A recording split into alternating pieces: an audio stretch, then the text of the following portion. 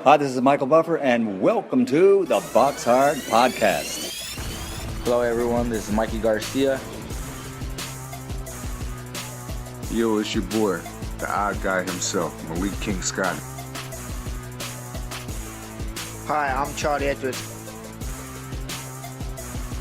This is Fast Eddie Chambers, and you're listening to the BoxHard Podcast with my main man, Joey Coastman.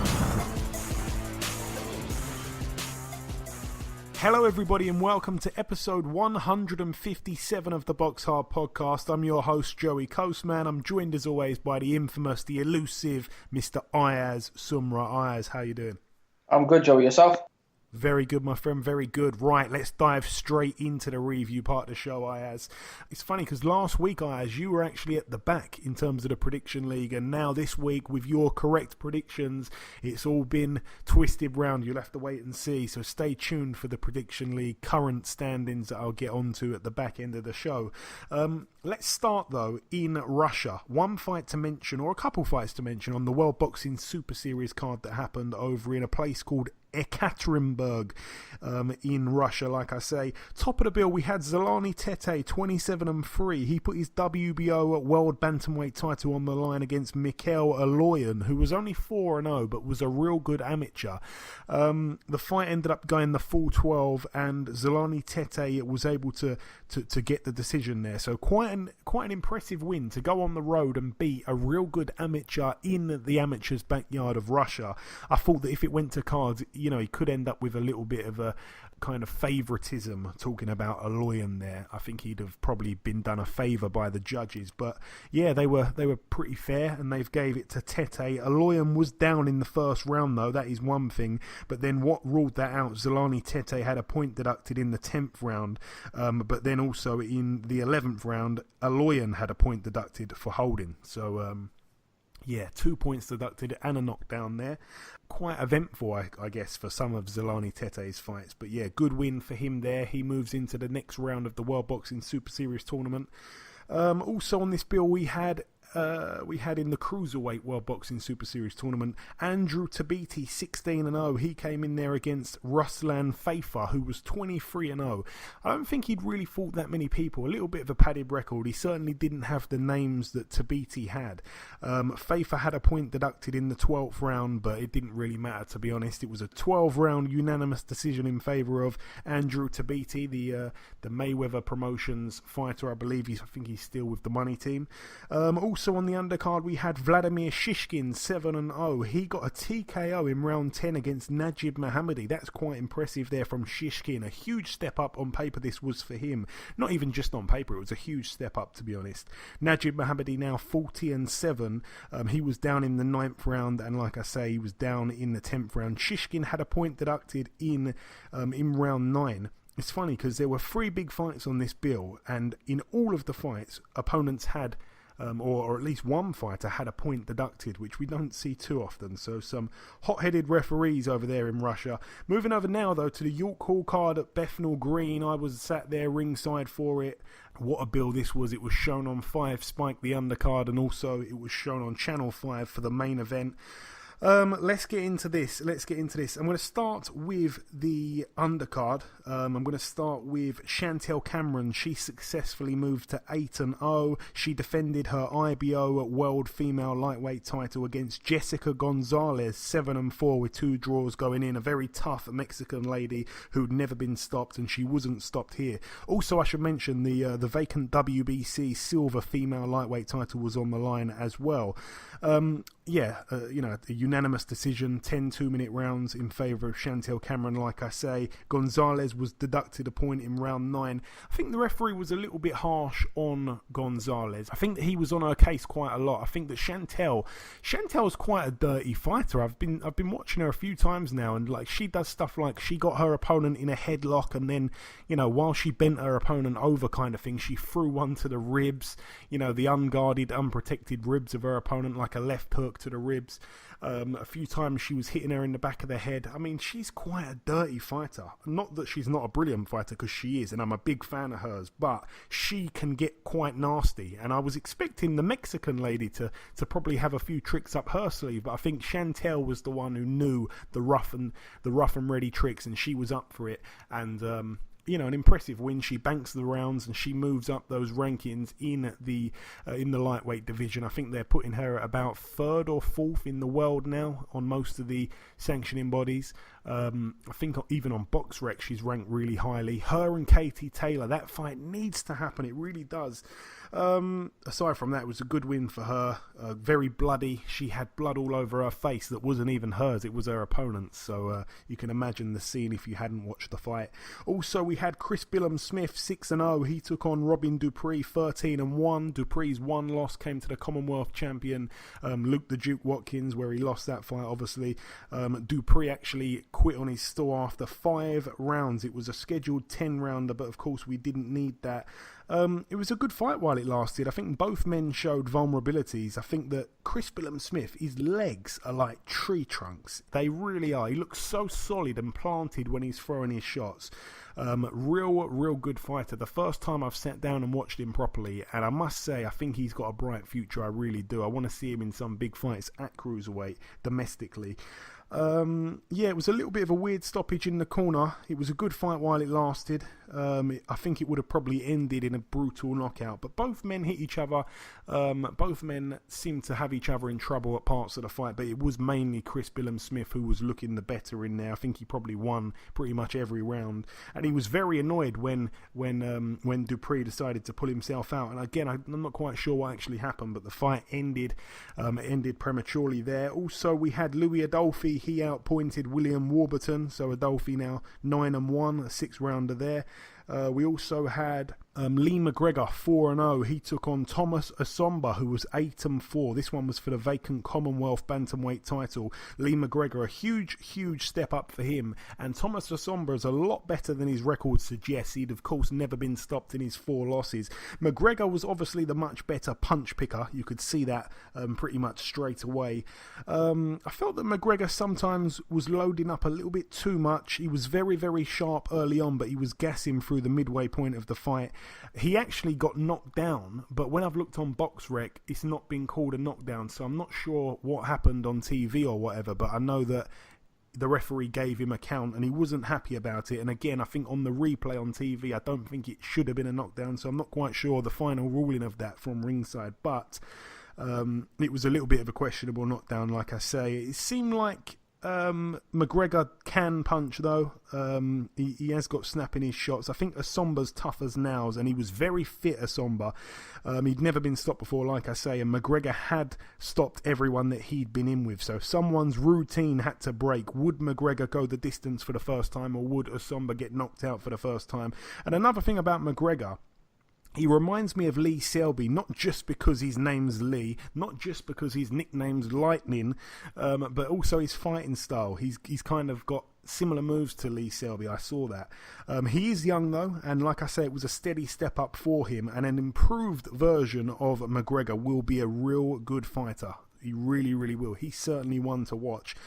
He will improve rapidly, I believe, certainly under the tutelage of Shane McGuigan. He's very big for the bantamweight division, I believe, when I was looking at him as well, but a little bit heavy-legged. I think sometimes a little bit of a criticism is that he carries his weight on his front foot a little bit too much, and sometimes his backhand, like, he won't really get the power on it because all that weight's on the front foot, so it kind of makes it an arm punch at times. But yeah, a decent finish from him. Like I say, it came late. It was in the 12th and final round, but a statement made. He did land 1 or 2 shots on Asomba while he was on his knees, Asomba, so that was a bit naughty. But anyway, the towel got thrown in from Asomba's team. So yeah, a brilliant little win there for Lee McGregor, now 5-0 with 5 knockouts, and he's got the Commonwealth title. Unbelievable stuff for him. But now the main event, Martin Bakole, 11-0. He took on the American Michael Hunter, 14-1. That one loss came to Usyk at cruiserweight on points. No shame in that whatsoever. It was for the vacant IBO Intercontinental Heavyweight title. What an unbelievable fight. I mean, I'm going to go through this round by round here. So the first round, I felt that Michael didn't really seem to have the edge in power. I saw that straight away. I think Bakole had a real good stiff ramrod jab, and his reach was certainly giving him success. He had the clearly longer reach. Michael definitely checked Bakole's chin in that first round though, but he certainly outworked him, and Hunter, I felt, won that round despite being on the back foot. In round 2, I felt that Hunter was making Bakole miss a lot, but he wasn't really throwing too much in that second round. Everything he did throw was clever though, and he certainly landed the cleaner of the shots.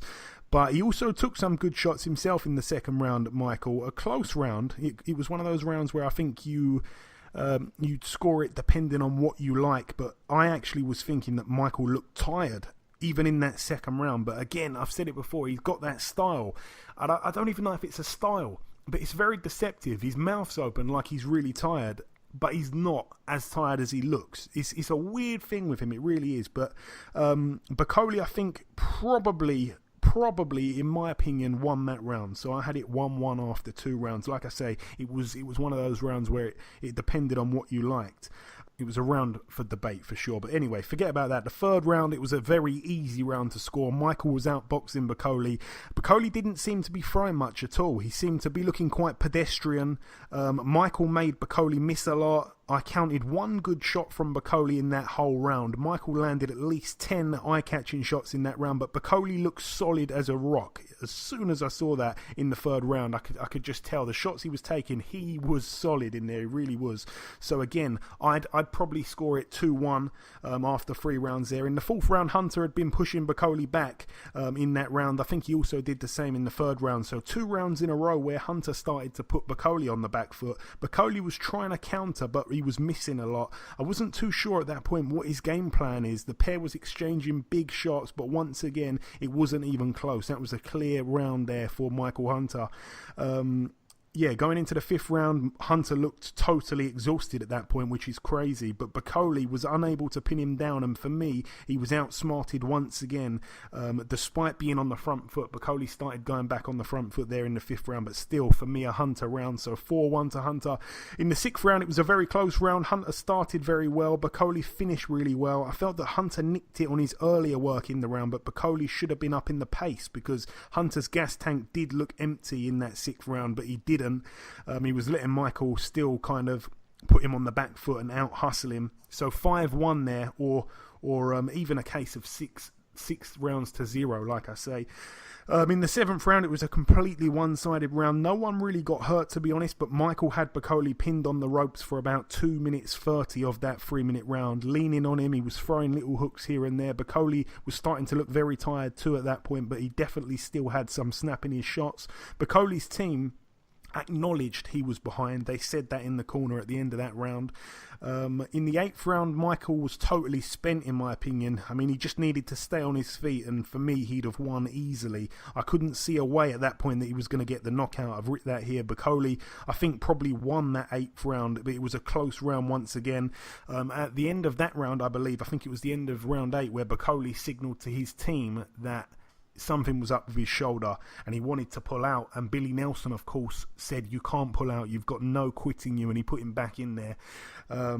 In the 9th round, I felt that Michael won that round. It was a bit of a battle of the jabs, to be honest. Bakole was completely done. He was seeming like he was feeling sorry for himself. Michael needed to not risk anything though, because for me, I think he was mixing it up too much. I think he should have probably been dancing around rather than trying to exchange with him in that 9th round. And then, of course, in the 10th round, I felt that Bakole actually started the round pretty good. He was having success. He was landing big shots on Michael, who, like I say, had looked tired for about 7 rounds now. And I don't know where it come from, but Michael landed one shot out of nowhere, and then all of a sudden he got an injection of energy and he just went for the kill, and he completely piled it on to Bakole. And I don't know where this energy came from in Michael. And he just went for the kill. He pinned him on the ropes. He hit him with clean flush shots, left hooks, right hooks. I think he got him to the body once or twice as well. He just completely went for it. And I remember sitting there ringside screaming because I thought there was about 10 seconds left in the round, but the referee should have at least stopped it 10, 12 or so seconds before that. The corner should have thrown the towel in. They basically did not want Bakole to get knocked out. They wanted him to survive to the distance. So I thought there was about 10 seconds left in the round. So I thought they were going to probably get their wish, because Bakole didn't seem like he was going to go down. To his credit, he's a tough guy. And I said to Michael before the fight, because Michael told me that he believed he was going to stop him. And I said, we don't know how good his chin is, Michael. So don't 100% start thinking that's going to happen.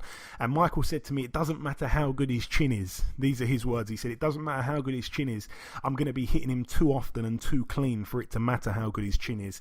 And, he said to me, after about 2 rounds or 3 rounds, I thought back to what you said, and I said, do you know what? He was right.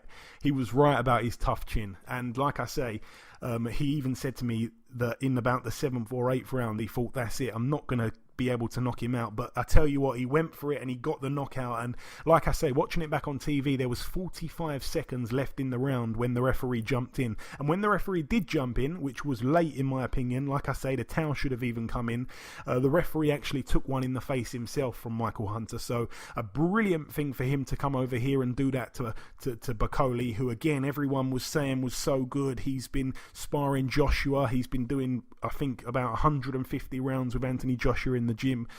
But he's come over here and I want to say possibly exposed Bakole a little bit. Again, you can't go off sparring. This is what everyone was telling me in the build-up. I was a little bit hesitant myself. I was thinking, do you know what? I've heard so many good things about Bakole.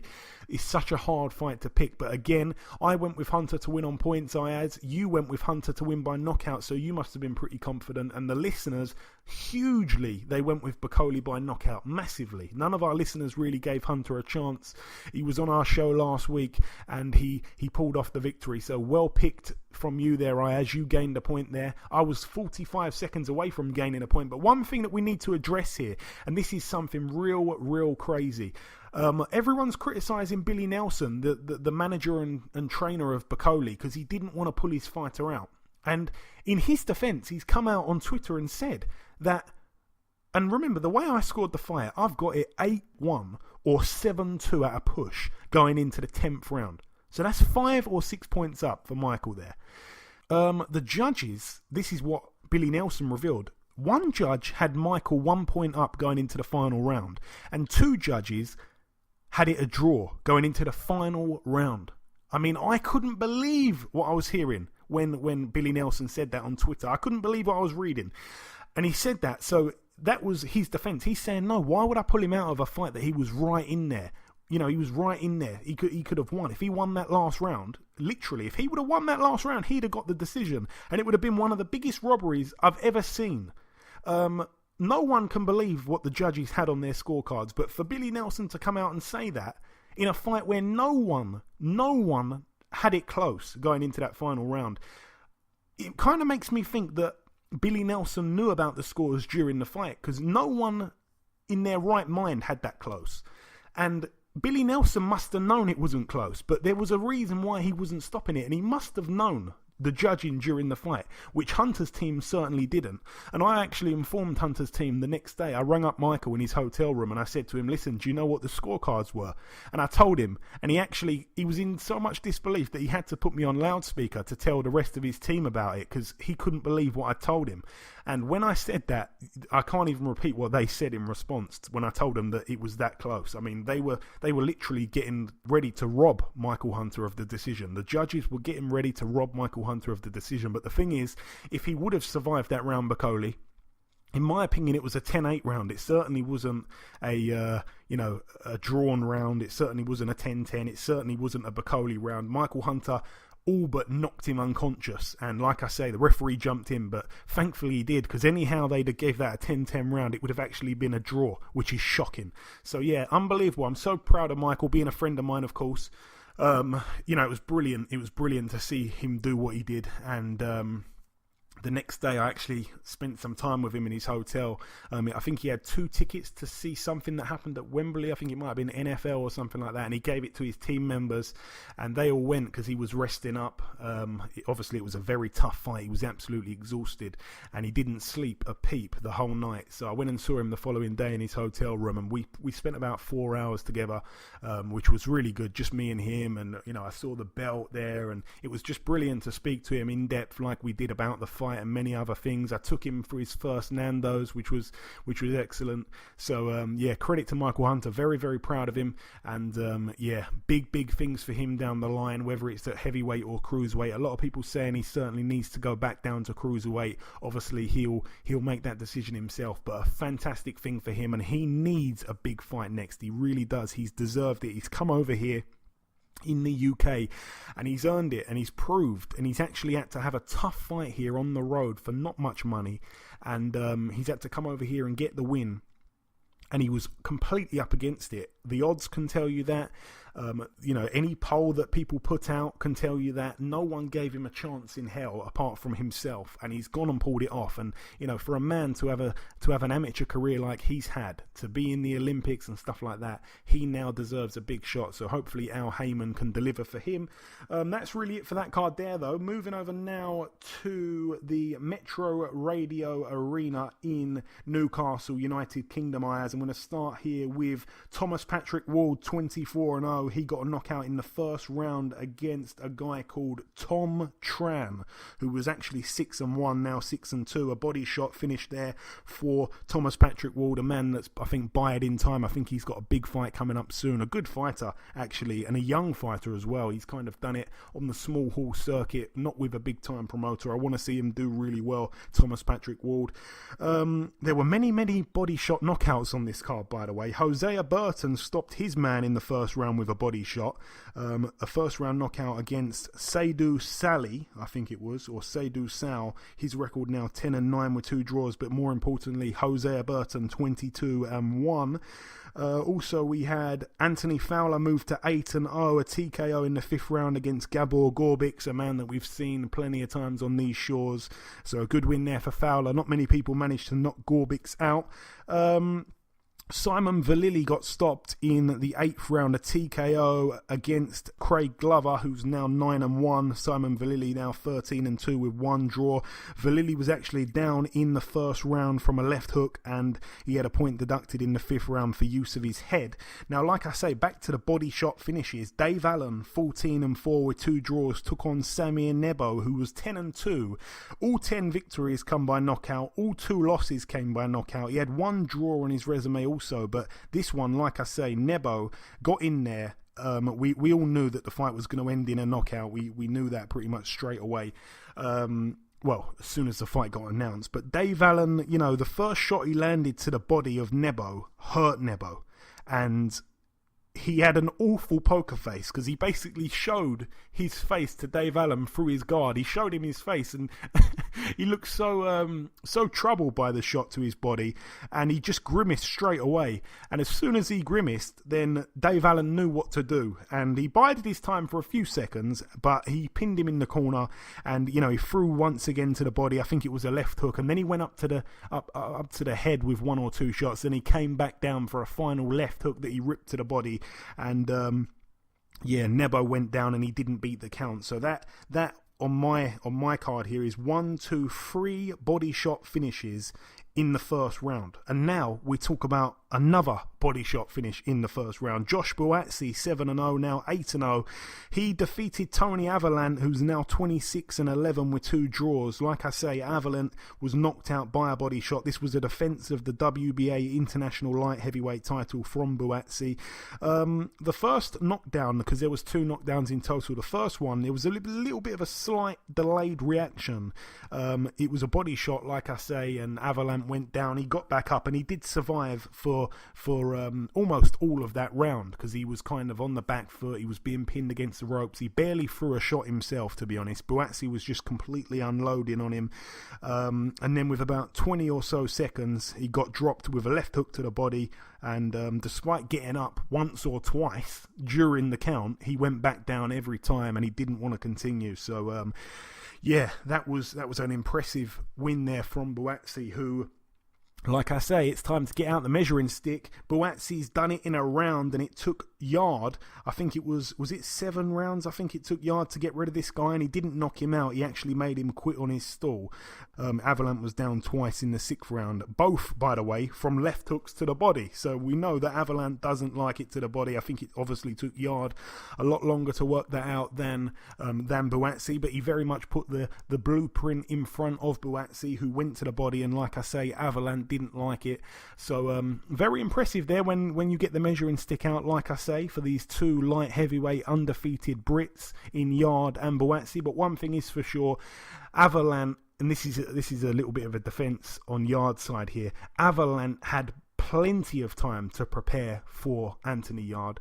I think he had at least a month or 2 to prepare for Yard, and I think in this case here he didn't even have a week. I don't think he had a week's notice. So I think it's about 5 or 4 maybe days notice for the fight. So when you look at that, then you kind of think, well, I understand what's gone on there. So let's not get too carried away with, Buatsi's so much better than Yard, because he had about a 10th of the time to prepare. So let's bear that in mind. But that's it for that one. That's another win there for Buatsi. Moving up the card once again, Ayaz, Lewis Ritson, a man that has had a fantastic 2018.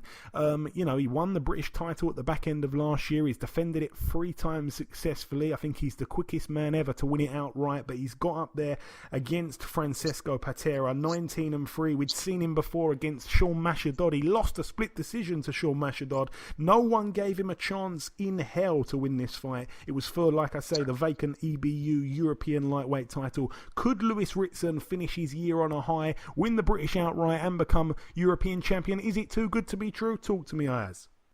Unfortunately, on the night Lewis Ritson lost that fight. Obviously, I was watching the fight from the start to the end. In the first round, I think Lewis Ritson was boxing really well. Obviously, he had the crowd with him. Alan Shearer was there ringside. He was boxing him up to round 5. Obviously, he started off very fast, and I think he was going for that knockout in the first 5 rounds. Unfortunately, it wasn't happening. And obviously, as the rounds went on, Patera was getting stronger and stronger, and Patera was winning the rounds. I had first round Ritson, Patera, Ritson, and then from there I had Patera winning the whole rounds. Round 10, I had Lewis Ritson winning, but you know what it was? With Ritson, he's trying to go for that early knockout. Unfortunately, it didn't happen, and therefore Patera won the fight. Obviously, Patera landed some very good shots on him in the face. Patera was hurting him as well, but Lewis Ritson still had it in and obviously lost some points. Yeah, like I say, I didn't even get a chance to sit down and watch this fight, unfortunately. But after I knew the result, which I was informed of by another media member when I was at Hunter Bacoli. So yeah, I saw that and I didn't really fancy watching the whole 12 rounds. But very interesting because, like I say, Ayaz, we all knew that Ritson's been stopping people early, but Patera, as we said, had never been stopped in his 3 losses. So unbelievable. He's lost here at European level, which we all think he's better than European level. So I think maybe they just need to take a little bit of a step back, come off the hype train a little bit, and just kind of relax with him. It's been very rushed. He's very young still. He can certainly come again. I think the rematch is something that probably should happen perhaps next year, and that's if Patera can actually hold on to the belt that long. But I think he would beat Patera. I think he's got the beating of Patera, but I think he's just a little bit naive at the moment. I think he's kind of believing in his own hype a little bit. But, you know, he's beaten these guys that weren't on the level of Patera, and that's the open and shut of it, really. I mean, Sean Mashadod fought out of his skin to beat Patera in a very, very close fight. But the interesting thing here is I actually picked Lewis Ritson to win on points, where you went with a knockout for Ritson, and so did the listeners. So I actually saw this fight going long, but it didn't end up going in Ritson's favour, which I was very shocked about. Like I say, I thought he'd get the rub of the green. But yeah, you didn't give him many rounds, so perhaps it was wider than... too wide to give him any rub of the green. But again, I went with Hunter to win on points, which was 45 seconds away from happening. But let's talk about another fight on the undercard once again here. A fight that I missed, Ayaz. So if you didn't see any of this, then we just have to announce the result here. Glenn Foote, 23-3, put his Commonwealth Super Lightweight title on the line against Robbie Davies Jr., who's now 17-1 because he picked up the win unanimously over 12 rounds. So he took the Commonwealth title away from Glenn Foote, and he's now the new British Super Lightweight champion. It was vacant before the fight. So 2 new belts there for Robbie Davies Jr., 17-1, a good win there over Glenn Foote, like I say, but I didn't see it, Ayaz. Did you see any of it at all? No, unfortunately, I didn't. All right, no problem. But like I say, Robbie Davies Jr., all the very best to him, a good friend of the show. Moving out now stateside to the final bill to review. This one happened at the CHI Health Center in Omaha, Nebraska, USA. We had Mike Alvarado pick up win number 40. He's also got 4 losses, a TKO in the second round against Robbie Cannon, who was 16-13 with 3 draws. People saying Mike Alvarado's back. He deserves a big shot once again. I hope they're being sarcastic. This guy was 16-13. Let's not get carried away, but he did finish him with a real big knockout. Carlos Adames picked up win number 15, a knockout in the second round for him against Joshua Conley, who was certainly overmatched. His record now 14-3 with 1 draw. He actually came in too heavy for the fight as well, so the belt wasn't on the line for him, but I don't think it mattered at all. Carlos Adames, the new NABF Super Welterweight champion. Also, we had Shakur Stevenson, Ayaz, who really impressed me here. He moved to 9-0, a TKO in the first round against Virial Simeon. Simeon was down 3 times in that first round. And we've got to remember, he went the distance in his only 2 losses. He went the distance with Scott Quigg in what was, I won't say it was a close fight, but it was certainly competitive. He gave Quigg a good fight. And then he went the distance and lost against Lee Selby. Again, not a fight that was super competitive or super close, but it was... Well, sorry, not super close, but it was quite competitive. I think one of the judges had it 116, 113, something like that. So a close fight in both of his losses against Selby and Quigg. But then again, like I say, Shakur Stevenson gets in there and stops him in the first round. 3 knockdowns. Statement made there for Shakur Stevenson, who's been knocked about not really having the power. I think he's adjusted from the amateurs to the pros like a dream, to be honest with you, and he's a friend of the show, so I wish him all the very best, and that's a brilliant win for him there. Very young still, Shakur Stevenson, so to think what he's going to be like in a few years is quite frightening. He really can be excellent if he sticks at it and, you know, continues to dedicate himself to the sport. But one thing I will throw out there in defense of Virial Simeon, he hadn't been in the ring for, I think it was about 17 months, and he was pulled in at short notice, but he was in the gym training actually, and he was in good shape, to be honest with you. So not too much to take away there from the win, but a brilliant statement nonetheless. On paper, that's excellent there from Shakur Stevenson to stop him. And now the main event here, Terence Crawford, 33-0, put his WBO welterweight title on the line against Jose Benavidez Jr., who was 27-0. Both men undefeated. Both men had a combined record of 60-0. Somebody's O had to go, like I say, and it was the O of Benavidez. He was down once in the 12th round. The fight itself, I felt that the first round was quite a close round. There was more shots thrown by Crawford, but the more meaningful shots that landed were by Benavidez. I think Crawford missed a little bit when he was coming in with his attacks. It was an argument for a 10-10, but if I was pushed, I'd probably say Benavidez shaded that round. In the second round, it was another really close round. Benavidez was dropping his hands. He was starting to draw Crawford in. Crawford was beginning to miss quite a lot, actually, which we don't see from Crawford. Both men had moments. Again, I felt it was a 10-10 round, so 2 close rounds there.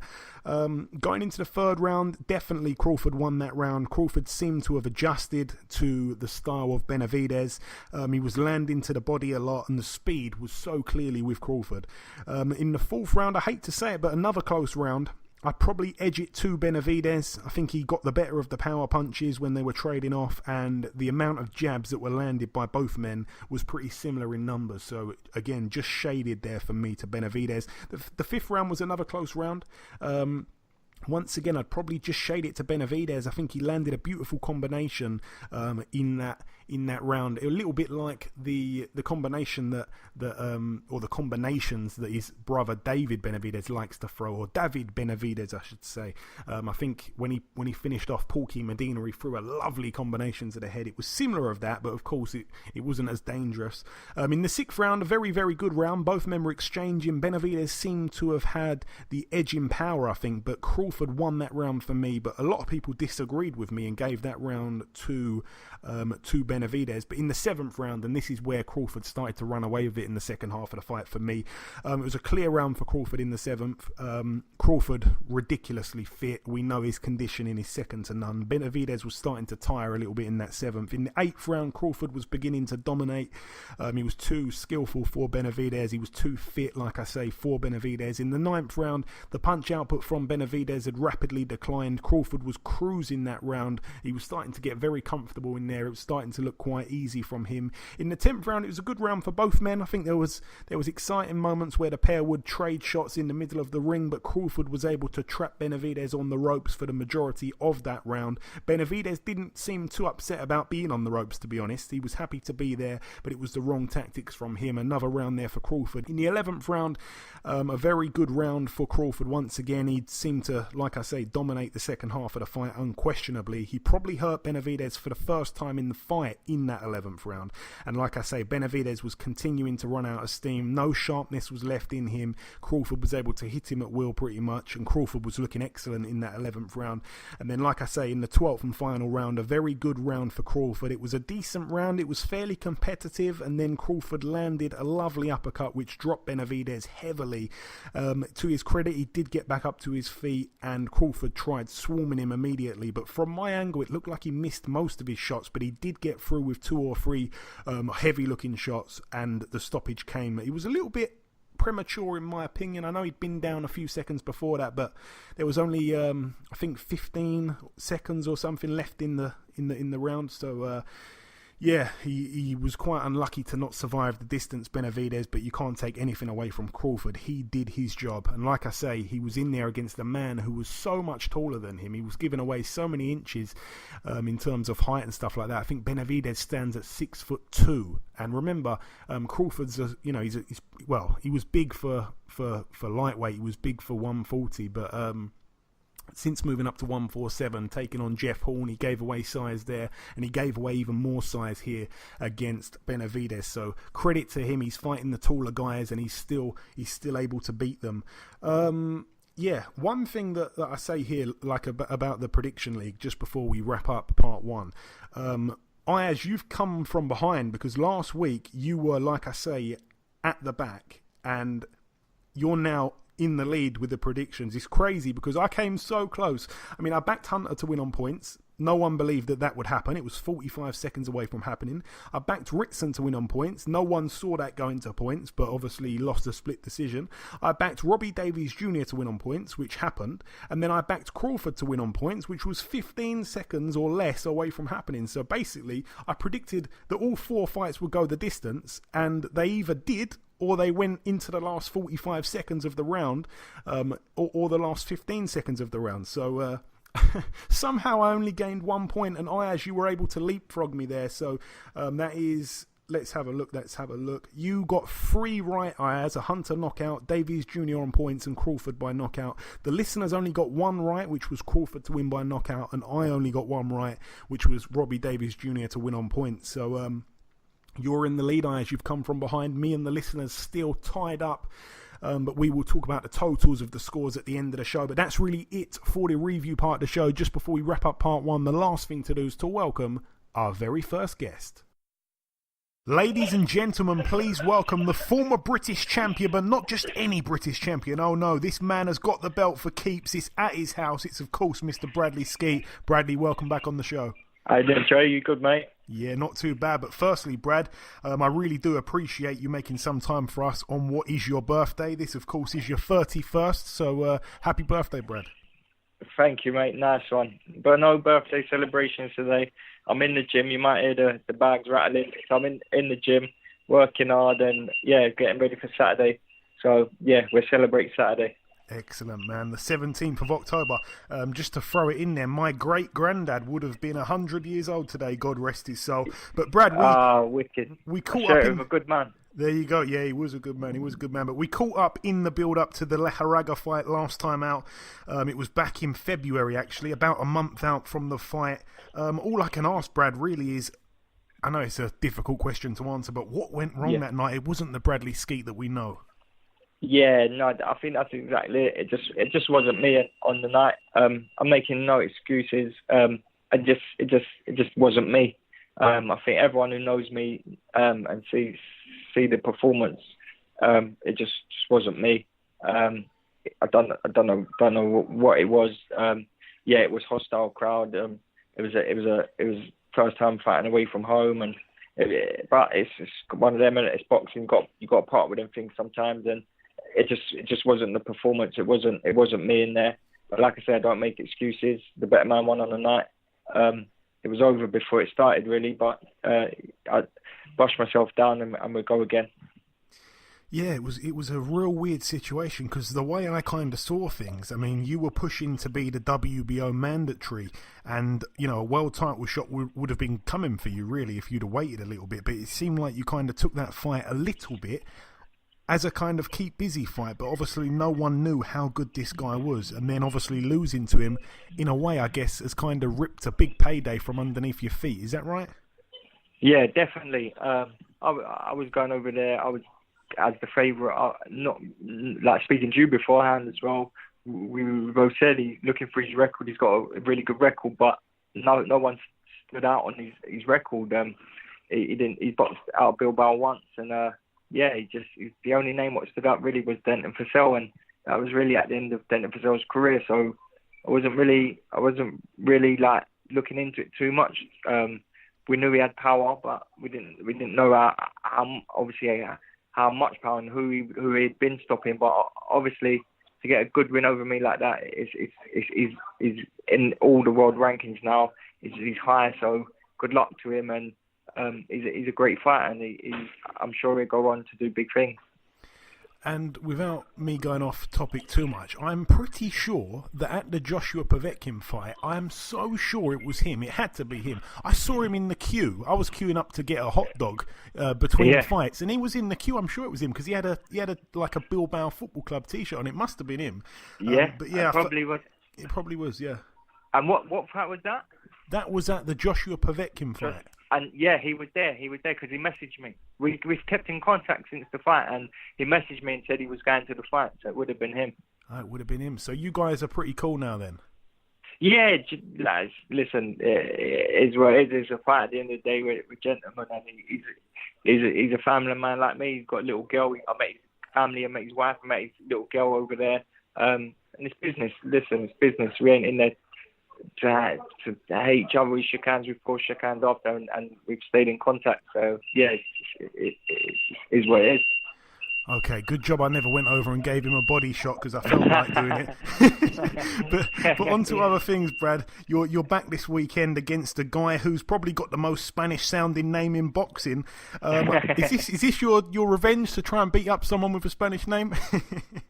Well, yeah, I think he's Mexican, but I think he's living out in Spain, but he's got a Spanish name. So, yeah, I done it. Bit of revenge, bit of sweet, really.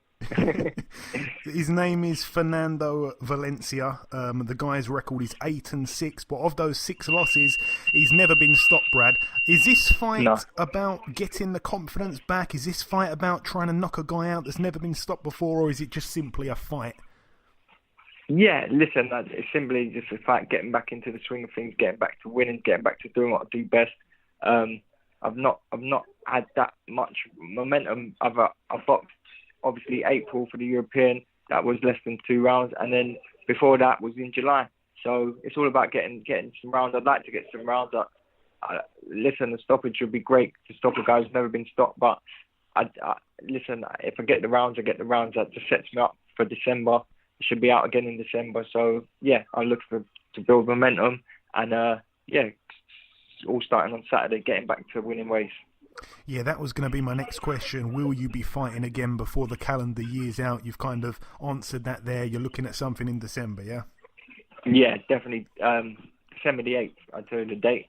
It's December the 8th. Okay. But first things first, we get a clinical win on Saturday. Yeah, for sure. Now, Frankie Gavin has come out and said that he was offered to fight you, despite you knowing that he's fighting Kerman Lejarraga next month. Is there any truth in that, Brad? Yeah.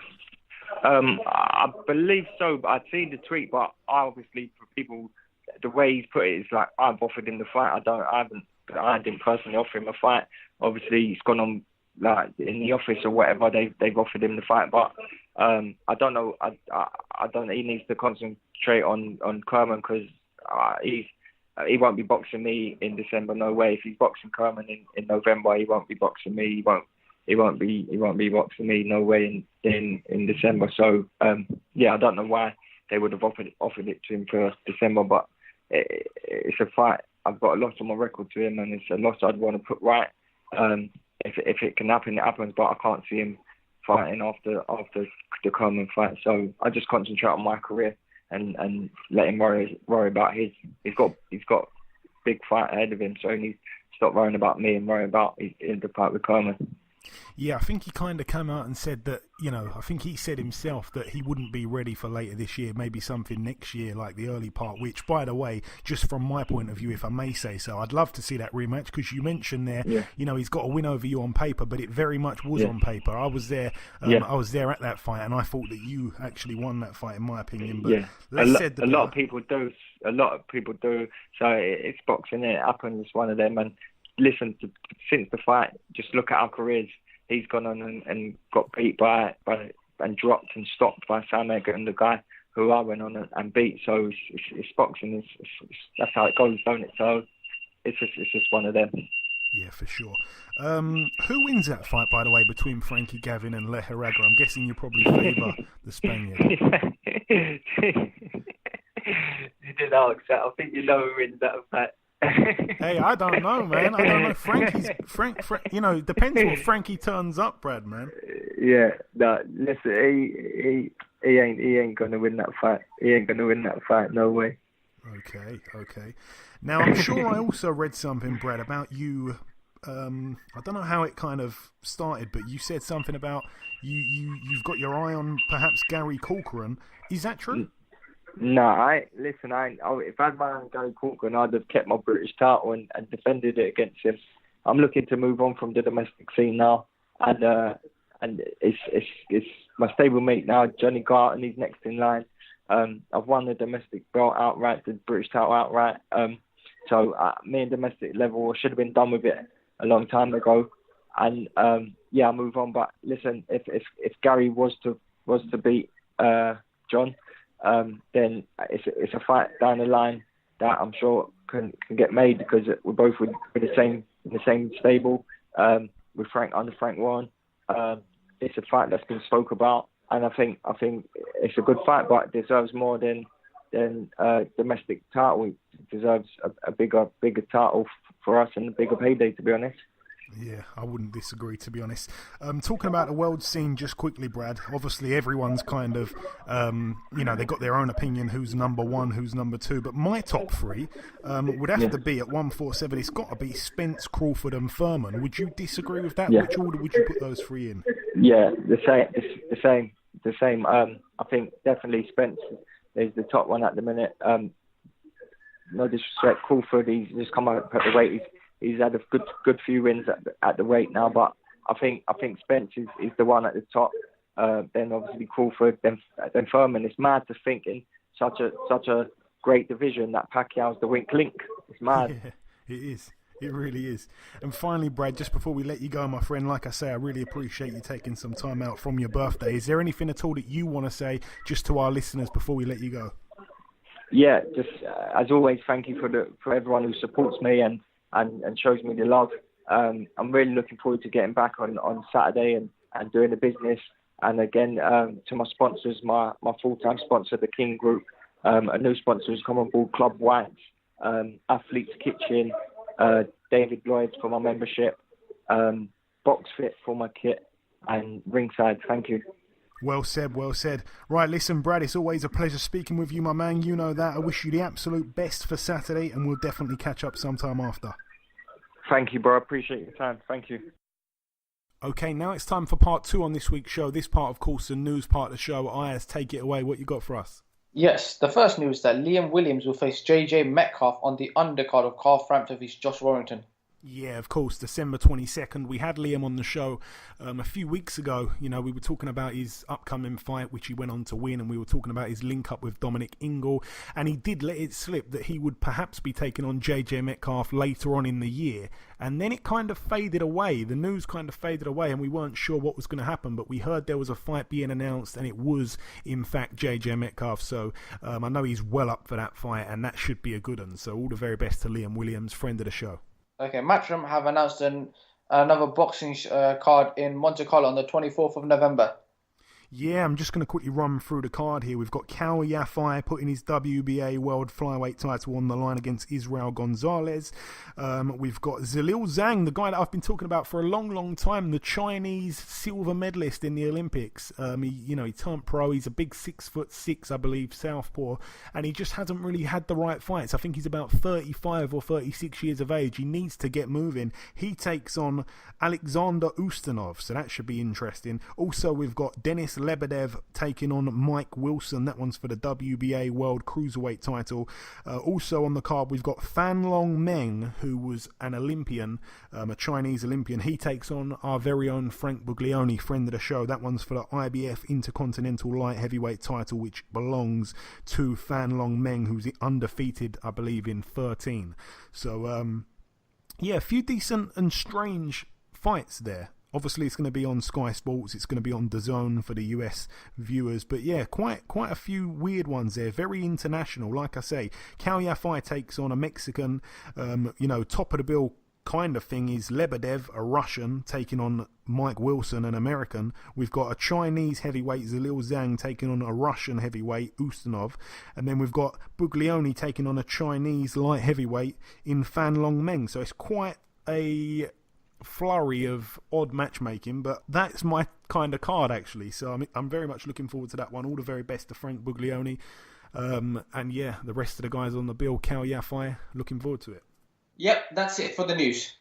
Thank you very much, Ayaz. Right, moving over now to the preview part of the show. There's a fight happening later on this evening. It's happening over in the Fantasy Springs Casino in California, USA. It's going to be shown on ESPN2, a Golden Boy promotion show. Friend of the show, Jason Quigley, 14-0. He puts his NABF middleweight title on the line against Freddie Hernandez, 34-9. Obviously, Jason Quigley, a man that has recently, like we just mentioned there about Liam Williams, he's recently just linked up with the Ingle gym as well, so exciting to see Jason Quigley, although it's another step up for him, and I'm getting a little bit impatient with him, to be honest. I want to really see him stepped up. I think he's doing it the American way rather than the British way a little bit, so I want to see him against some of the bigger names, but he takes on a guy here who is a tough fighter, I guess. He's 39 years of age now, Freddie Hernandez, but he's been around the block. He's a Mexican, obviously, but yeah, I'd expect no real problems from Quigley. Let's talk about some of Hernandez's top fights. So, I mean, he beat Alfredo Angulo back in 2016. He actually lost. The bad thing is he lost 6 fights in a row from 2012 to 2014, and along the way he lost on points to Erislandy Lara, no shame in that. He lost on points to Demetrius Andrade, no shame in that. He lost by knockout to Julian Williams. He also got knocked out in the 6th round by Brad Solomon. But he got knocked out in a round by Andre Berto back in 2010, an undefeated Berto at the time. He did, however, beat Louis Collazo back in 2011. That's probably his standout win, you'd have to say. But not a bad fighter. A decent fight there for Jason Quigley, who I don't believe will struggle with him too much. But good little card there, I suppose, for a Thursday night. Moving over now, though, to the Brentwood Centre in Essex, a fight card that I'm hoping to be there for. This one's going to be shown on BT Sport. We have a real good bill here, actually. It's too good for the Brentwood Centre, if I may say so. I hope I'm not offending any Brentwood residents that may listen to this podcast. But we've got Umar Sadiq 3-0 taking on Zach Chelly 4-0. This is a fantastic fight. Once again, Frank Warren matching his men together and seeing who's the best. It's a risky fight because both men are not really fighting, I'd imagine, for too much money, and there's no belt on the line, so it's very early on. But I suppose early on to take a loss isn't the end of the world. Someone will lose. Yeah, a good fight, this one. I think it's a good clash of styles. I mean, Umar Sadiq is a tall, rangy boxer. He's an out-and-out boxer, whereas Zach Chelli can box, but I think he's also a good fighter. I think if it come down to having a war, then you don't really want a war with Zach Chelli. I remember seeing Zach Chelli take on Adam Jones, who's one of my favourite all-time journeyman. He's never been stopped even to this day. He's as tough as old boots, and Zach Chelli actually wobbled Jones, and you never see Jones get wobbled, so I know that Zach Chelli can certainly punch. But yeah, Zach Chelli's been 6 rounds. Umar Sadiq, like I say, 3-0. He's been 4 rounds, so there's not too much really to gauge off of that. I think you'd have to say the power is with Chelli, but Sadiq is very rangy, very tall, and a good boxing brain. Very clever man outside of boxing as it is. So an interesting clash of styles there. And I think, Ayaz, we're going to go to the predictions on this. I'm going to go. I know you're probably not going to know too much about these guys because they've been thrown on Frank Warren undercards and haven't necessarily been televised. But I've seen these guys a few times each. I remember being there for Zach Chelli's debut at York Hall. And I'm going to go with Umar Sadiq to win on points. But like I say, I wouldn't be shocked either way. While you gather your prediction, Ayaz, the listeners have gone with... In fact, tell me your prediction. I'll check what they've gone with. I'm going to go with Umar Sadiq on points. You're going to go with the same as me. Okay. And the listeners have gone with Chelli by knockout, 56%. And then after that, Sadiq on points, 22%. So interesting there from the listeners. They believe in Chelli's power. Certainly not saying that you shouldn't. He can really bang. Moving up the card once again, we've got Boy Jones Jr. 17-1 with 1 draw. He's in a 6-rounder against Lester Cantillano, who I think we've seen in there against Archie Sharp, 4-21. Cantillano, that is a 6-rounder. Also, we've got Nathan Gorman, 13-0. His opponent yet to be announced. That is an 8-rounder there. Lucian Reed, 7-0, takes on Rafael Castillo, who's 14-47 with 3 draws. Return to the ring of Bradley Skeete, the man that's recently given up the British title. It's interesting because the main event here is for his belt. It's vacant, obviously. He gave up the title. His record 27-2. It's his 30th fight. He takes on Fernando Valencia, who's 8-6. That's an 8-rounder there. I think he's trying to get revenge on someone who's Spanish after losing to Lejarraga. He won't mind me saying that, Bradley Skeete. Moving up the bill once again, Anthony Yarde, 16-0. He's in a 10-rounder against Walter Sequeira, who's 21-4. A lot of people very frustrated with this matchmaking because not many people know who this guy is, including myself. I'm not going to lie, I didn't know who he was. He's 21-4, like I say, 15 wins by knockout, so it would indicate that he can punch a little bit. He's an Argentinian fighter. But yeah, his 4 losses, 1 was by knockout, and that was to a guy called Ezekiel Moderna, who just lost a couple of weeks ago to Jose Uzcategui over 10 rounds. But yeah, he was stopped by Moderna. He actually went 12 rounds with Avni Yildirim. We know him for losing to Eubank Jr. in the World Boxing Super Series. And aside from that, his other 2 losses, 1 was a split decision and 1 was a majority decision over 4 rounds on his debut. So again, it's another one for Yarde where he takes on a guy who's relatively unknown, but he's probably quite a tough guy. So if he doesn't look good against him, people are going to get on his back, especially after Josh Buatsi beating Avalanche on the weekend in a round. So I wouldn't imagine it's going to be a fantastic reception for Yarde if he doesn't get him out of there pretty early. Moving up the card once again, we're going to go to the predictions on this. Gary Corcoran, 18-2. Those losses to Liam Williams and Jeff Horn. No real shame. He takes on Johnny the Pexican Garton, a man that really does like to fight. 22-1 with 1 draw. Garton, former English champion. This one, of course, for the vacant British Welterweight title. Like I say, that was vacated by Bradley Skeete to give these guys something to fight for. Fantastic fight, and this one has war written all over it. Gary Corcoran likes a war, and Johnny Garton, he doesn't know how to not be in a war, so I'd imagine this is going to be fireworks for the viewers, and like I say, I'm hoping to be there to watch it. How do you see it unfolding, Ayaz, Corcoran and Garton? I think it's going to be a very good fight. Obviously, I don't know much about Garton, I know much about Gary Corcoran. If I'm going to go to the win, I'm probably going to go Gary Corcoran on points. Yeah, I think I'd have to agree with you, Ayaz, to be honest. I think that obviously he's boxed at the higher level I know he took on Jeff Horn, but he had to get on the road for that, and he actually gave him a tough fight. It was a very bloody fight. But well, he's had one fight since then, which I think is a good thing. I'm glad he's not jumping straight in without having a fight in the meantime. He knocked out a guy called Victor Ankara in 5 rounds back in June. But yeah, I'm expecting a win here for Gary Corcoran on points, just like you said, Ayaz. And the listeners are actually going with Corcoran by knockout, so that really would be something. Like I say, Gary Corcoran, a friend of the show. I wish him all the very best. Moving up the bill once again. No, sorry, that's it for that bill, actually. So leaving that one there. Moving out now stateside to the CFE Arena in Orlando, Florida, USA. This one's a World Boxing Super Series card. We have Keith Tapia, 18-1, takes on Mike Perez, 23-3 with 1 draw. A 10-round contest there. That'd be quite interesting, actually. Mike Perez seems to lose, and then he just disappears, and then he pops up in a big fight. That's what he likes to do. The way he lost to Povetkin and then disappeared and came back at cruiserweight was just unbelievable.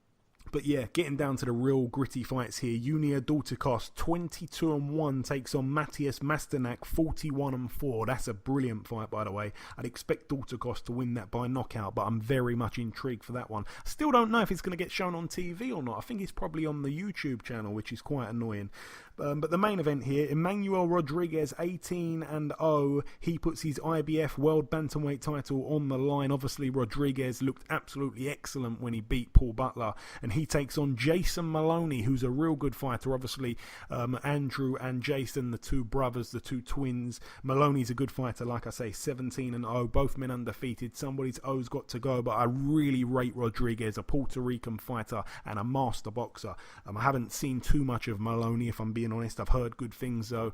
I think he was quite a good amateur as well, but I just really rate Rodriguez. I think he's big for the weight, and like I say, his movement's unbelievable. His feet are great, and he's a very smart boxer, very high ring IQ. So I'd imagine that Rodriguez would win that fight. But moving over now to another part of America, we're going to the TD Garden in Boston, Massachusetts, USA. Ayaz. I'm going to start with you here. Demetrius Andrade, 25-0, fights for the vacant WBO World Middleweight title. It was supposed to be Billy Joe Saunders in the other corner, but the less said the better on that one. He takes on instead Walter Calton-Dokwa, 17-0 with 16 knockouts. Obviously, I'm not expecting you to tell me a whole load on Calton-Dokwa, because I don't know a whole load, but all I do know is it's very, very difficult for Andrade Ayaz to prepare for his whole camp for a southpaw master boxer, not the massivest puncher in Billy Joe Saunders, and all of a sudden, forget about southpaw, he's fighting an orthodox, forget about a master boxer, he's taking on a complete out-and-out banger in Calton-Dokwa. Very, very hard to adjust to with just a few days out, but all the very best to Andrade, of course, but very hard, like I say, to switch it up like that. Yes, I think it's going to be a very good fight. I think if I'm going to go with a win, I'm going to go Andrade to win on via knockout. Yeah, do you know what? I'll probably side with you once again, Ayaz. We seem to not be split so far. But yeah, this Calton-Dokwa, I mean, you look at his record, he hasn't really got the names on there at all. I mean, his best win would probably be against maybe Billy Godoy. That was in his last fight, but then again, Godoy is not fantastic. Yeah, I mean, he's a banger, and that's what it is. He's a Namibian fighter. But yeah, I wouldn't really expect too much from him. Obviously, Demetrius Andrade was a brilliant amateur, stellar amateur, and he's a absolutely perfect pro at the moment, undefeated, and I'm expecting him to remain undefeated. Let's look at what the listeners have gone with. I'm expecting probably Demetrius Andrade by knockout. Yes, Demetrius Andrade by knockout, 55%, and Andrade on points, 36%. No one giving a chance there to Calton-Dokwa. That's it for that one. Moving up the card once again, we've got Kid Galahad, 24-0 in a 12-rounder against Toka Khan Clary, who's 25-1. I believe this is some kind of eliminator for a title. It's about time, really, for Kid Galahad, but a good test in front of him also. Again, he doesn't really seem to end up in the big fights, but this is a risky fight against a guy that can bang 17 knockouts from his 25 wins. His one loss came by knockout, though, in 2016 to John Gamino, who's not that known, a Philippine fighter. So that one's a real blemish, and it doesn't look too good. But he also has had a few decent fights where he's beaten people and took their O's. So quite a good fight, that one, for Kid Galahad. I'm hoping that he wins it, though, because we like Kid Galahad here. A friend of the show, a 12-round contest there. Katie Taylor defends her IBF and WBA World Female Lightweight titles against Cindy Serrano, who's 27-5 with 3 draws. She's part of the Serrano sisters. They're both phenomenal athletes, the two sisters, Cindy and Amanda. She's never been stopped, though, Serrano, but you'd have to say she's probably up against it here against Katie Taylor, so that one should be interesting, though, for Katie, because this will probably be her toughest girl that she's been in with, arguably anyway. Also, we've got Tevin Farmer, 26-4 with 1 draw. His first defence of his IBF World Super Featherweight title against James Tennyson Ayaz, who absolutely obliterated Martin J. Ward a few months back. He looked really good, and he's obviously a big guy for that weight there. 22-2, like I say, Tennyson against Tevin Farmer, 26-4 with 1 draw. Can it be Tennyson's night, Ayaz? Talk to me. No, I don't think so. I think Tevin Farmer's the most experienced guy, and I think with the experience that he's got, I think he's going to win this fight on points. Yeah, once again, I've got to go with you, Ayaz, and so have the listeners. I think we're all going Tevin Farmer on points. Like I say, I think there will be a few moments, because I think Tevin Farmer, as good as he is defensively, I think he can be hit, and I think Tennyson can really punch. I think his power's underrated, actually, Tennyson. He looks so good against Martin J. Ward. He really can punch, and like I say, real big for the weight, and he knows how to use his size. He's not as bad as what. Again, he's been knocked a few times, and obviously his 2 losses have come by knockout. You know, he got stopped by Ryan Walsh in 5 rounds. He got stopped against a guy who, I've got to be honest, was a journeyman back in 2013. But since then, he's looked really good. Obviously, beating Ryan Doyle, who's now in a big fight in a couple of weeks' time. He beat Declan Geraghty. Like I say, the way he beat Martin J. Ward was unbelievable, and that's what set this fight up. But yeah, I can't take nothing away from him. He is a good fighter, but I just think Tevin Farmer, too silky and slick. The size may be a problem. I think he'll probably have a few moments, Tennyson. I think he'll probably start well, but Tevin Farmer, I just can't see losing it. Certainly can't see him being outboxed. I think he'll probably slide to a points win. He's not the biggest puncher himself, but he is very sharp, so could be quite interesting. I'm hoping it will be. But yeah, we're all going Tevin Farmer on points there. Moving down the card once again, Tommy Coyle, 24-4 in a 10-rounder against Ryan Kilsweski, who I don't know too much about. I know he's 29-3. I think this was a opponent change. I think Tommy Coyle was supposed to take on someone else, but he's got this guy here. Yeah, it's a step up in terms of looking at their resumes on paper. He's never been stopped, so I'm expecting this one to go the distance. He's not the biggest banger himself. And Tommy Coyle, again, he's not the biggest banger when you really think about it, so probably a points fight, that one. But obviously we're rocking with Tommy Coyle. Bring it back to Hull, my friend. Also on the bill, we've got Scott Quigg, 34-2 with 2 draws. He's in an 8-rounder against Mario Briones, who's 29-7 with 2 draws. I'm not quite sure the point of this fight, to be honest. This guy got knocked out in 3 rounds by a guy in his last fight who was 8-1 with 2 draws.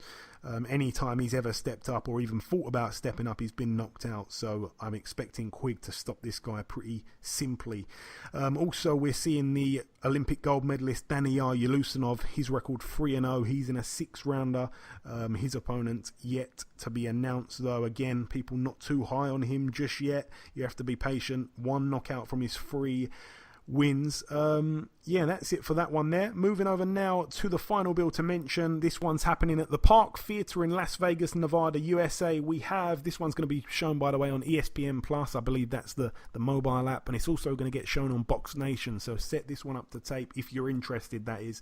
We've got Maxim Dadashev, 11-0. He's in a real step up against Antonio DeMarco, 33-6 with 1 draw. That's a 10-rounder there, but the main event here, the real fight on the card, Ryota Murata, 14-1. His 1 loss was a very questionable loss to Hassan and Dam, which obviously the pair had a rematch and Murata beat him pretty clearly, and then he picked up the WBA World Middleweight title. So yeah, he holds that belt. He puts it on the line here against Rob Brandt, who was the sole American going into the Super Middleweight World Boxing Super Series tournament last time out, and Rob Brandt came up against Jürgen Bremer. Then of course Bremer beat him, and the winner of that fight was supposed to take on Callum Smith, which then obviously Bramer pulled out and in-stepped that kickboxer guy whose name was Nicky Holsken. So, going off on a bit of a tangent there, but yeah, Rob Brandt 23-1. The one loss was to Bramer, and aside from that, he hasn't really got the best wins. I think he actually either came up in weight or went down in weight to enter that tournament. I think he went up in weight because he's now down at middleweight, so that would say that he went up in weight for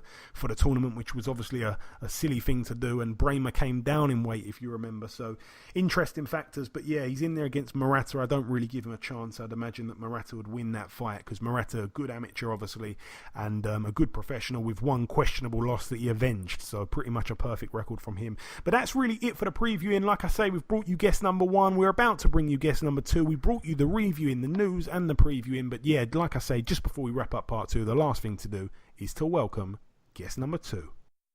Ladies and gentlemen, please welcome the former WBO World Title Challenger. It's, of course, Mr. Gary Corcoran. Gary, welcome back on the show. Cheers for having me, Matt. It's good to be on the show. Hey, it's always my pleasure having you on. So, Gary, we last spoke not too long ago, actually. It was back in June. At that time, you were getting ready to take on Paddy Gallagher, a fight that obviously never ended up happening. What actually happened for the fight to fall out of bed, by the way, Gary? I really don't. He got an injury in his jaw or something, but fight never happened. So I'm just looking ahead now. Not really bothered what he's doing. I'm just looking ahead. Look for better and bigger teams. And that's all. Of course. You did end up fighting at the back end of that month, though. You took on Victor Ankara. Not really a well beater, but a man that had a record of 8-2 with 8 knockouts, and he was obviously a banger. But you become the first man to stop him. He was a brave kid over, like some African who could punch a bit. So you can't take no one lightly in this sport. Even in journeyman, you can't take no one lightly. And this kid is just up above that. So he swung a few, but I was just too good for him. Yeah, like I say, became the first man to stop him, so not too bad there. And that fight wasn't really the fight that you wanted, of course. Obviously, we mentioned, the bigger fight fell through. Yeah. You got the knockout win, but now you have landed a big fight here, Gary. It takes place in 2 days' time at the Brentwood Centre. No disrespect to the Brentwood Centre, but I feel like this whole show is a bit too good for that venue. It is a bit too good for this venue, but listen, get me in a boxing ring, I ain't bothered. Get me in any ring, doesn't bother me. So, it's big enough, but I don't know why. My favourite place to fight is York Hall. I would rather in there, you know what I mean? But I know it's not big enough. So, but it is what it is. Yeah, it is what it is. And in the other corner stands Johnny Garton, a man I'm guessing you know pretty well. Yeah, I know Johnny Garton. He's a tough kid. I'm not taking nothing lightly. John's a good fighter. To get to this level, he has to be doing something right. You know what I mean? He has to be doing something right. So I can't wait to fight John. I actually can't wait to fight him. So I'm really looking forward to it. And I've seen Garton fight a few times, and every time I've watched him, he brings the action. He likes a war. Obviously, the one loss came to Sam Eggington in 2 rounds, but you've undoubtedly fought at the much higher level. This is your chance to also win the British title, which is currently on the line and vacant. I'm expecting a great fight here. Yeah, everyone's expecting a great fight. But if I listen to my trainer, do everything what I'm doing in the gym, I'm sparring quality fighters, and they're 2 in, 2, 3 in and out, and I'm doing good. So I've been at a higher level than John, a very high level than John. But I'm taking nothing from John. John's a good fighter, so I trained 100% for this fight. Trained hard, so I'm just there. It's business to me. I just want to beat him up, and it's business to me. Have you ever had a chance to spar him at all, or have you just watched a couple of his fights? Sparred John ever once. I sparred Bradley Skeete when I was fighting. Who was it? Was it fighting? I had one fight before against Joe Silker, and I was supposed to fight him, and he was the second sparring partner. He was the last sparring partner. He was like after Bradley. I'd spar Bradley first and spar him.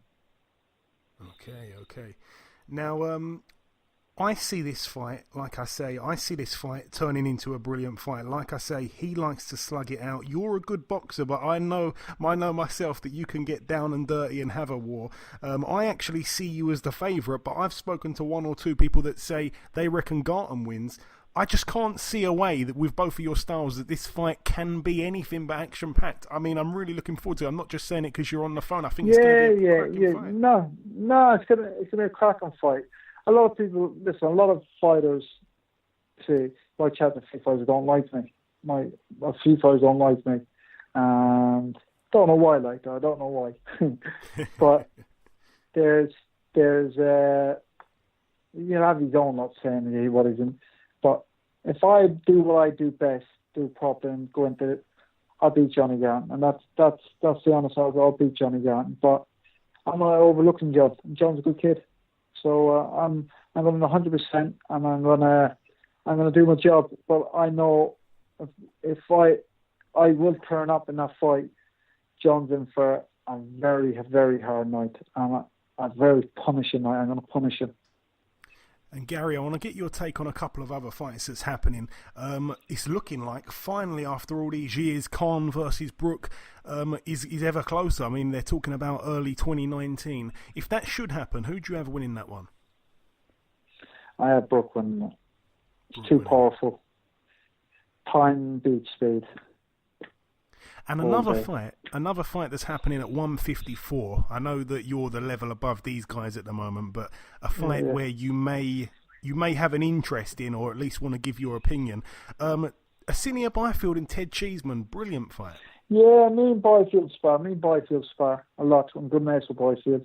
I know Ted as well. Sparred Ted a few times before, but it's going to be a really, really good fight. A really good fight. Byfield is a good fighter. He's a very good fighter. Ted's a very good fighter. So whoever turns up at the end of that night wins. I think wins. If Byfield turns up and boxes like he does, I think he wins. If Ted boxes like he did, it could win. So it's going to be a very good fight. 50-50 fight. Yeah, it truly is a 50-50. Now, last time I spoke to your arch nemesis Liam Williams was back in August, and I asked him quite a funny question. I asked him who he would rather send a Christmas card to, Gary. Would it be yourself or Liam Smith? And he said he'd rather send a Christmas card to Liam Smith because if it was you sending him a Christmas card, he believes that you'd wipe the card with your ass before sending it to him. Is that true? I wouldn't. No, I wouldn't. No, I would not. I'd put it on my table. That's a prize. Liam sent me a card, you know what I mean? So it'd be nice. Bad blood is gone. The bad blood's gone. That is you know good what I mean? to hear. If he sent me a Christmas card, I'll send him a Christmas card. So. And finally, listen. Go on. Yeah. It's no problem with Liam. It's no problem. It was business. It's over and done with a few years ago, and me and him has gone on from there. He fought at world level. I fought at world level, so. Two are good fighters, and that's in the day. We're boxers, and we leave it at that. Yeah, well said. Two good lads. And finally, Gary, what is your prediction for Saturday night if you should have one? How do you see yourself becoming victorious? I will win. However comes, what round it comes, I don't know, but I will win. And if I see a point where I can stop, I will stop him. And I just think people might look at me, but I just think I'm levels above John, and it's down to me to show it how good I am. And I will, if I do what I've been doing, I'm going to show it. Yeah, like I say, I've been building this fight up for a while to the listeners. I think this is a brilliant fight. I'm very much looking forward to it. And finally, Gary, just before I let you go, we caught up not too long ago, but have I left anything out? Is there anything that you want to say at all before I let you go? No. That's all good. Everything's good. Excellent. Well, Gary, listen, it's always my pleasure having you on the show. I wish you the absolute best of luck for Saturday. I'll see you there. You too, we'll catch up after. Too. You coming there, yeah? You going to be there, yeah? I'll be there cheering you on. See you there, Gary. A spectacular performance. Okay, speaking of it now. Okay, and this wraps up what has been episode 157 of the BoxHard Podcast. I've been your host, Joey Coastman. Ayaz Sumra has been Ayaz Sumra. A big thank you to our two guests on this week's show, the former British champion Bradley Skeete and the former world title challenger Gary Corcoran. Both men are in action on the same bill this Saturday, and both men could even end up fighting each other soon enough. There has been a few pieces of news that has broke during our time recording this show. Derek Chisora has announced a management deal with David Haye. Who saw that one coming? Once again, Del Boy proves that he's a total nutter. Canelo has signed a $365 million deal with DAZN. Wowzers there. Isaac Dogbay will be defending his world title against Emmanuel Navarrete on the Lomachenko versus Pedraza undercard on December the 8th. And it's not being announced until tomorrow, but I'm 99.9% sure that Joseph Parker's next fight on December 15th will be against the subpar opponent Alexander Flores, a man who only has one loss, and it was to Charles Martin by knockout. That's really it for the news though. The prediction league currently stands at myself and the listeners tied on 63, but Ayaz has come from behind once again and is now leading on 64 points. Best of luck with your predictions this weekend, people. Enjoy the fights. Thank you all for listening, and we shall see you next week.